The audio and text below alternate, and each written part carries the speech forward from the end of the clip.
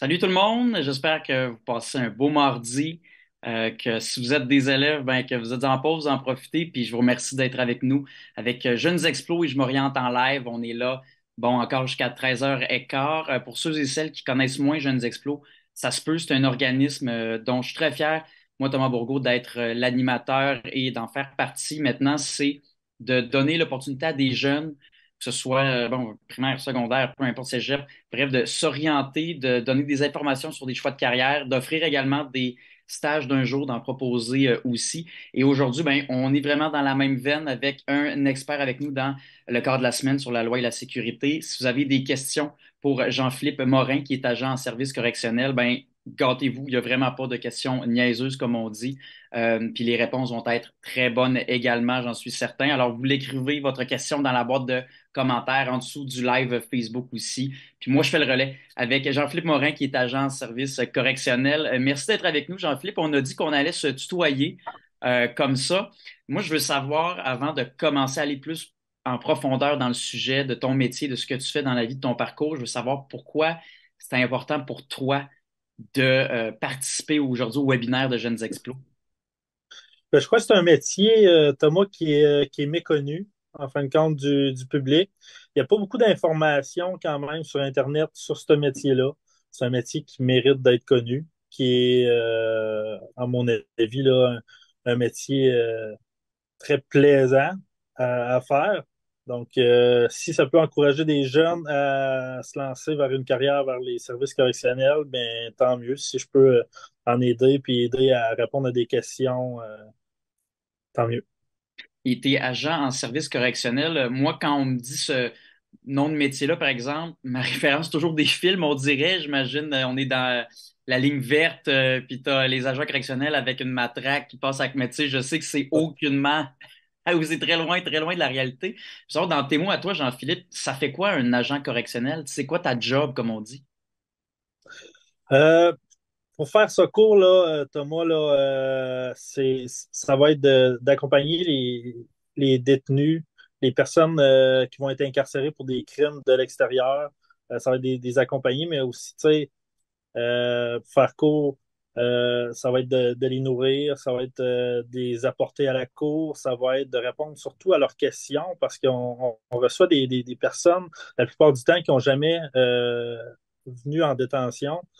Donc, ça va être important aussi de les accompagner là-dedans dans leur cheminement parce que c'est pas une place qui est facile euh, à venir en attendant de passer à la cour, là.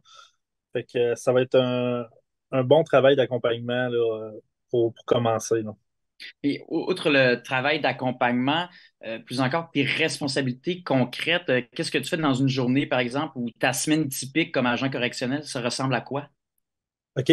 Moi, personnellement, là, je m'occupe de des secteurs qui est de classement moyen à maximum.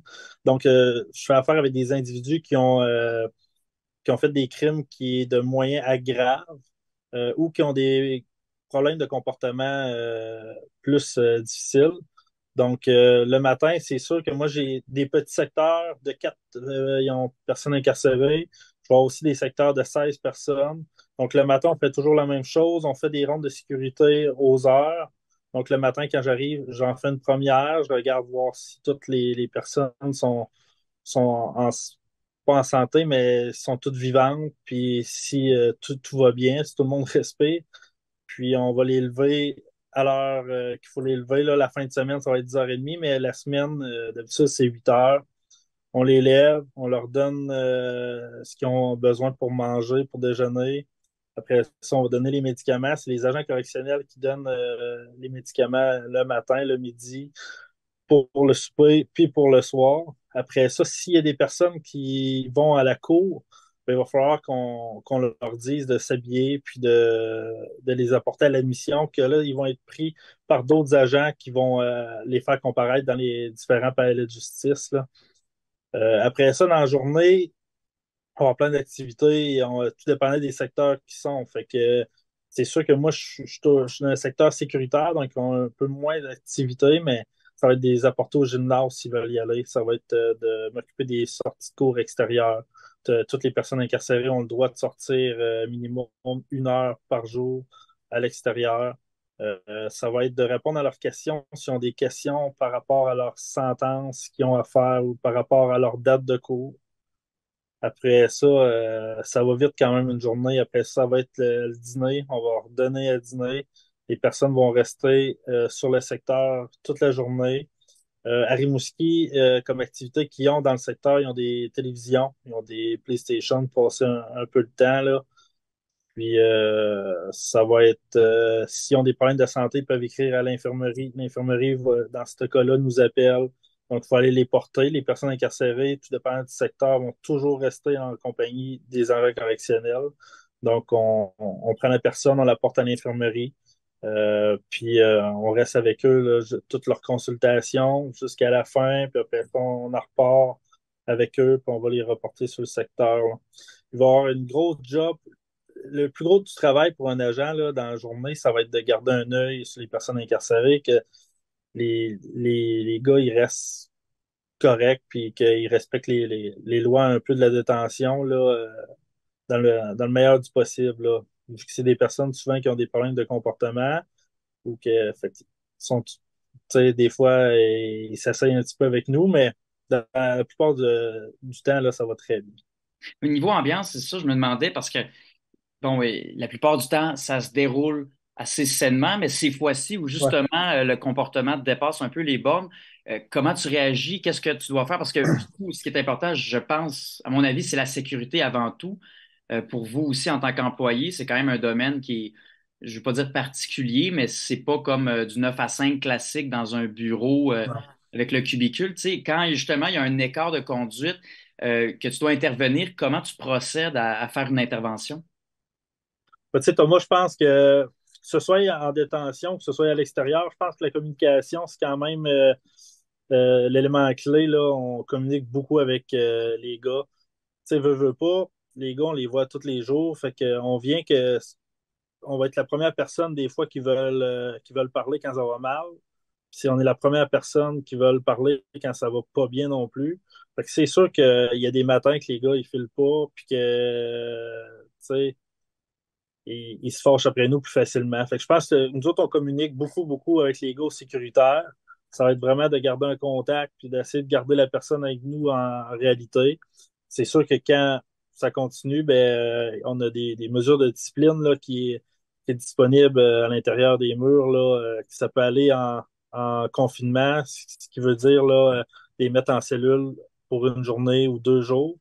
Ou ça peut être de la réclusion aussi, qui est on leur enlève toutes leurs choses, là, puis on les met dans un autre local, qui là, ils ont juste une fenêtre, un lit, un lavabo, une toilette, puis là aussi, ils peuvent passer 1 à 2 ou à 3 journées là-dedans, là. C'est un peu ce qui sert de mesure disciplinaire là, à l'intérieur des murs. Puis dans le cadre de ton emploi, Jean-Philippe, comme agent correctionnel, c'est quoi les outils dont tu te sers régulièrement? Tu sais, on te voit, tu es en uniforme, derrière toi, il y a de l'équipement, mais les outils dont tu te sers de façon régulière, ce sont lesquels? De façon régulière, là, on n'a pas beaucoup. Tu sais, c'est sûr qu'on a des menottes comme pour les mesures de déplacement des personnes incarcérées. Il y a des personnes incarcérées qui vont. Tantôt, je te parlais de qu'on se promène avec à l'intérieur des murs, là. Il y a des personnes incarcérées qui vont se promener tout seules. Il y a des personnes incarcérées, il va falloir les menotter, puis qui vont avoir d'autres mesures de circulation. Il y a des personnes incarcérées il va falloir qu'ils soient avec 2 agents.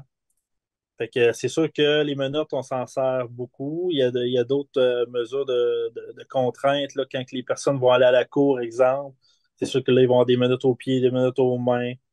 Puis c'est avec des gants de fouille, parce que des fois, on fait des fouilles là aussi. Là.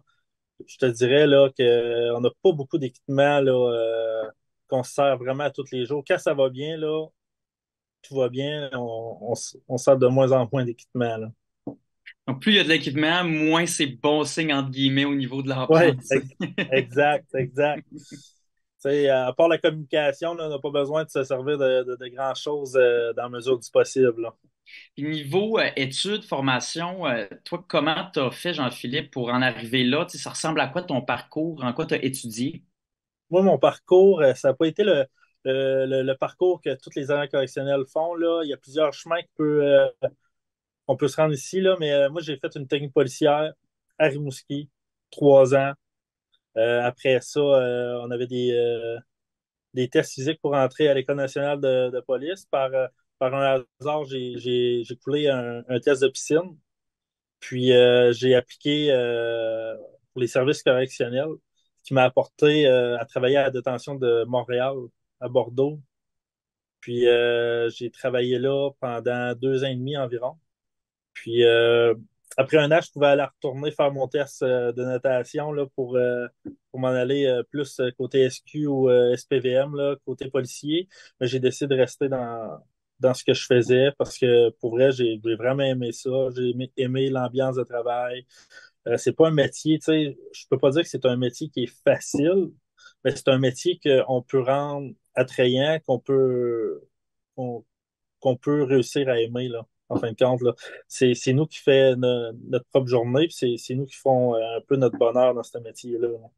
Justement, c'est quoi qui est le plus valorisant pour toi dans ce métier-ci? Tu sais, pourquoi c'est important pour toi, au-delà de la paye, d'avoir un travail, de gagner sa vie, mais de travailler comme agent correctionnel, qu'est-ce que tu en retires le plus selon toi? Ben, c'est de garder c'est sûr qu'après une journée, quand ça a bien été, si on a pu aider des gars à plus comprendre leur sentence ou à aider, tu sais, ça va jusqu'à. Il y a des gars, des fois, qui n'ont jamais eu de maison, ils n'ont jamais eu de place pour habiter dehors, ils ont jamais eu d'endroit fixe, ils n'ont jamais eu d'emploi. Fait que c'est sûr qu'il y a des agents aussi qui vont s'occuper de ça, à leur trouver leur premier emploi. Des fois, les messieurs, ils ont une quarantaine d'années, mais à cause de leurs problèmes d'alcoolisme ou d'autres problèmes X, ils vont jamais avoir été capables de se poser. Là, ils rentrent en détention. Des fois, le monsieur, ça peut faire 20 ans qu'il n'a jamais été sobre. Là, en détention, il n'y a pas le choix de rester sobre. Fait qu'ils reviennent à eux, puis c'est là qu'ils veulent changer. Fait que, si c'est pas nous qui les aident, ce que ça va faire, c'est qu'ils vont ressortir dehors, puis ils vont retomber dans les mêmes problèmes qu'il y avait auparavant. Donc, c'est sûr que moi, je suis dans un secteur sécuritaire, là, puis ça devrait être des personnes qu'on a vraiment de la misère avec eux. Puis pourtant, c'est eux que des fois, ils sortent et ils disent Hey, merci. Parce que là, grâce à ça, tu m'as aidé à trouver un job, trouver un emploi, trouver. Des fois, ils ont pas les sous pour se trouver un appartement en sortant, mais il y a des ressources communautaires qui vont être là pour les héberger. Donc, c'est nous qu'il faut qu'ils les aident à trouver ces ressources-là, là, ce qui est valorisant. Puis, tu sais, à Rimouski, ce qui est le fun, ce que moi je trouve plaisant, c'est qu'on on les recroise dehors, toujours. Ah Fait oui. que, ouais, tu sais, Rimouski, c'est une petite ville.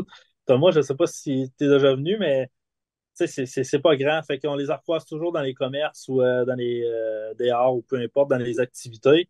Des fois, ils viennent nous voir puis ils disent Hey, merci Seigneur, tu sais, l'emploi que tu m'avais parlé puis que j'avais trouvé quand j'étais en dedans, quand j'étais sobre, ben, ça m'a aidé à rester sobre quand je suis sorti. Puis là, je travaille encore là-dedans. Puis je suis rendu avec un petit appartement. Puis, tu sais, ce côté-là, je pense que c'est le côté qui est le plus valorisant, là. Et quand tu as cette interaction-ci avec quelqu'un bon, qui est passé du côté un peu plus sombre au côté plus lumineux, puis qui te dit ben merci, vous m'avez aidé, qu'est-ce que tu ressens en dedans? Tu sais, toi, tu lui réponds quoi? Ben, je dis que je suis content pour lui. Je suis content pour lui. Puis, tu sais, c'est valorisant. Je me dis que si je peux avoir changé de quoi dans sa vie, ben, tant mieux. Tu sais, peut-être que sur 10 personnes, je vais réussir à changer la vie d'une personne ou de juste l'aider un petit pourcentage, mais aussitôt moins ça, là, c'est mieux que zéro, là. Absolument, absolument. Puis niveau qualité, parce que là, il y a des jeunes, et d'ailleurs, je rappelle, on peut poser des questions à Jean-Philippe là, en commentaire en dessous du direct Facebook. Je vais faire le relais, mais justement, pour ces jeunes-ci qui nous regardent, qui nous écoutent en ce moment avec Jeunes Explos, je m'oriente en live, Jean-Philippe, c'est quoi les qualités, pas nécessairement d'avoir déjà, mais à travailler, à peaufiner, que tu conseillerais aux jeunes, justement, de travailler là-dessus? Tu sais, est-ce que c'est la rigueur, la curiosité? Est-ce que c'est le sang-froid? Je sais pas, mais c'est quoi les qualités primordiales pour être agent correctionnel selon toi?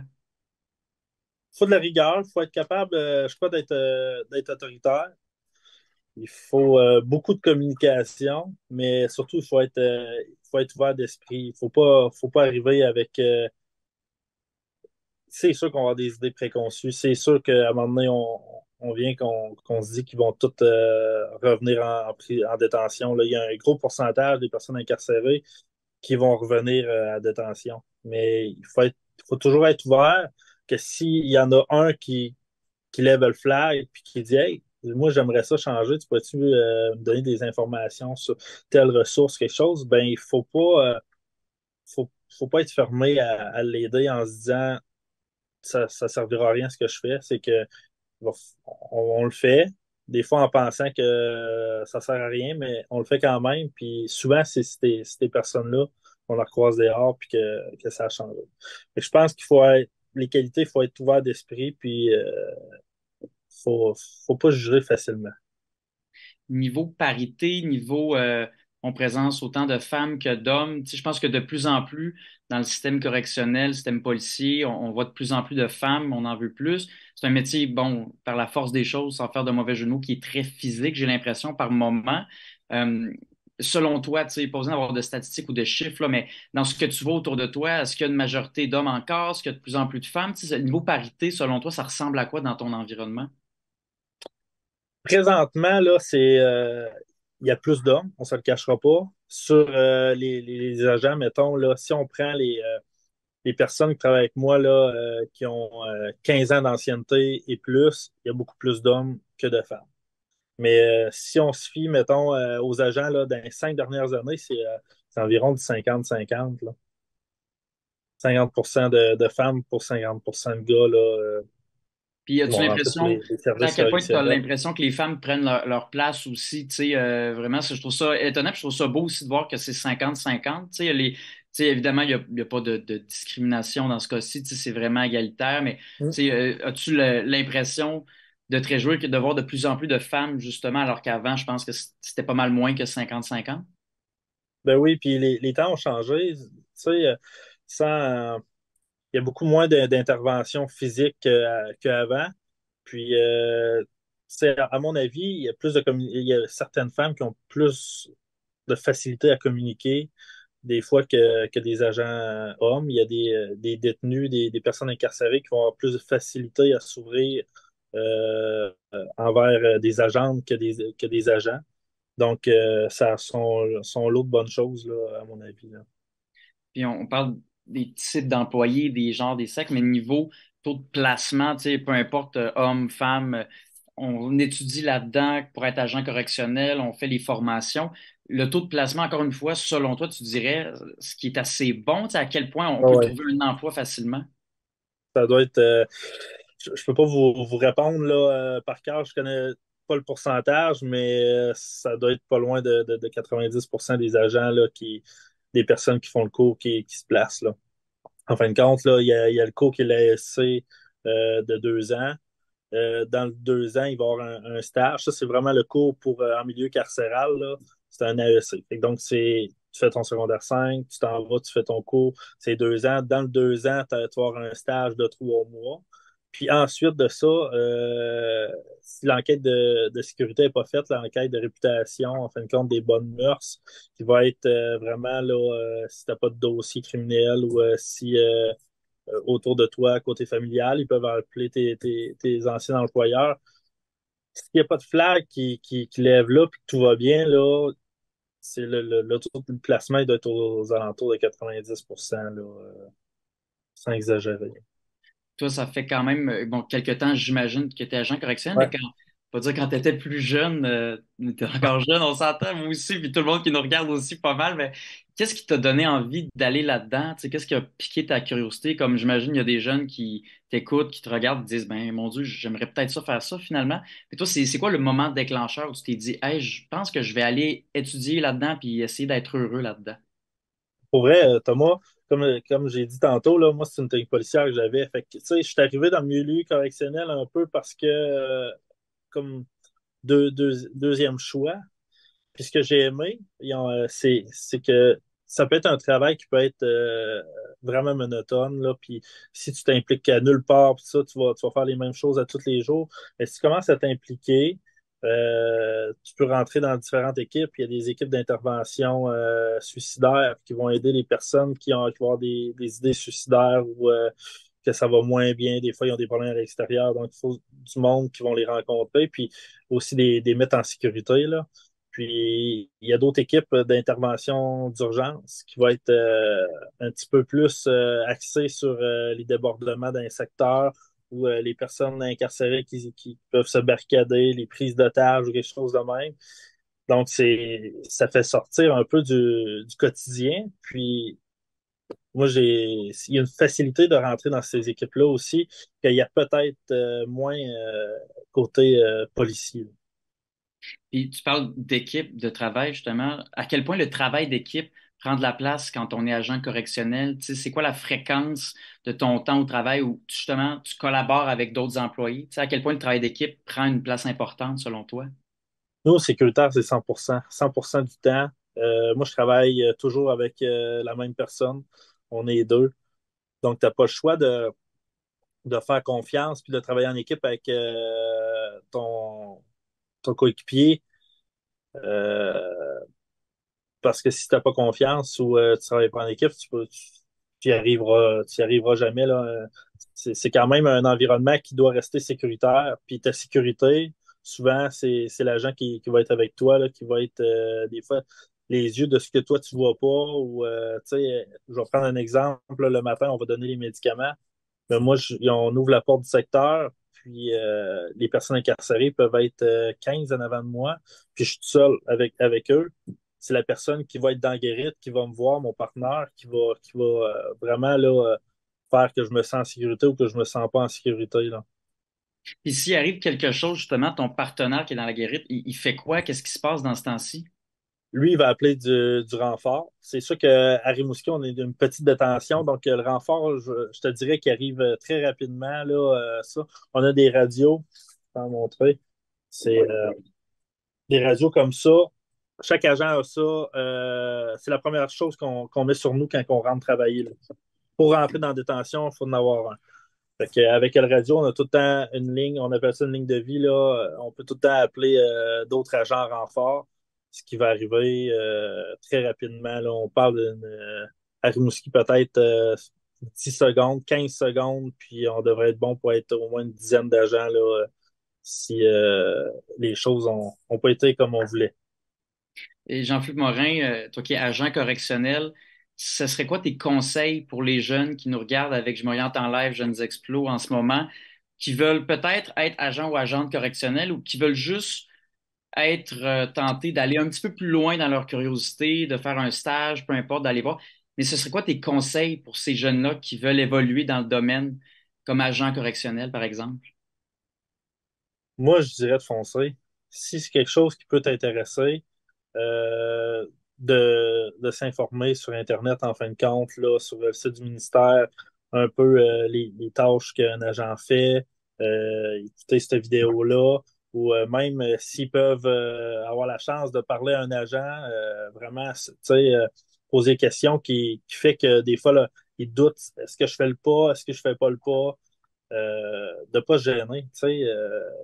Des fois, on en croise des jeunes à l'extérieur, un peu moins que la police, parce qu'on est on est moins souvent à l'extérieur de la détention, mais faut pas se gêner de venir nous parler puis de poser les questions qui peuvent les rendre curieux, là.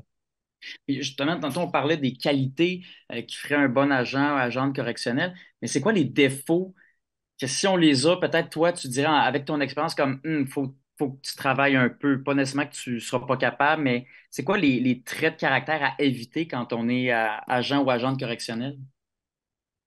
Euh, une qualité qu'il faut que moi j'avais pas au début, c'est que il faut que tu oublies rapidement.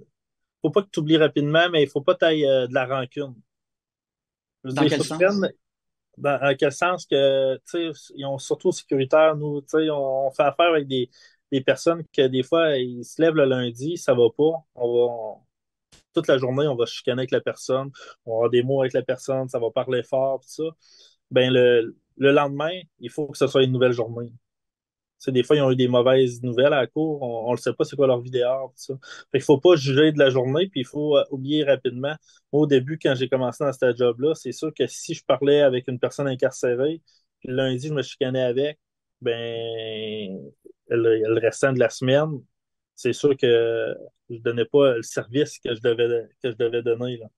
Parce Fait que on a à le cet âge, réflexe de garder ça en tête, tu sais, aussi, alors que toi, il faut que tu exact. fasses fi de ça puis tu mettes ça de côté.